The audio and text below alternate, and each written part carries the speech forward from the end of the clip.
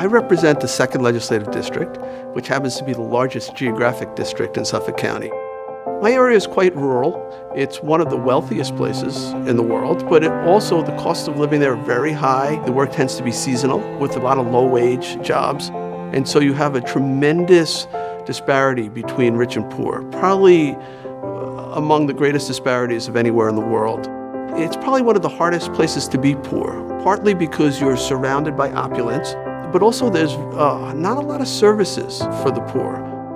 It was clear to me there was a huge demand for Sunday bus transportation.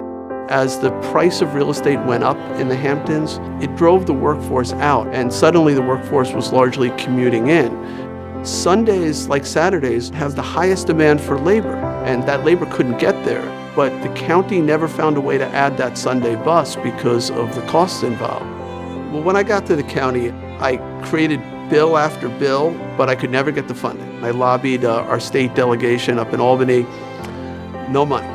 I finally came up with a pilot program just in my district where the riders actually paid to test this out. I think 80% of the riders said, please charge me 50 cents more and give me Sunday service. It became a huge success, and it formed the basis for the expansion of Sunday service. I knew my district needed it. I didn't know the whole county needed it.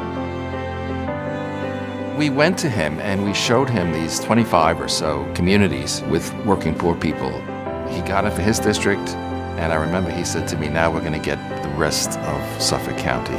He sat with the map. He looked at the lines that cut through those districts, and in the end, 75% of those districts got a Sunday bus line. This wasn't about Jay Schneiderman.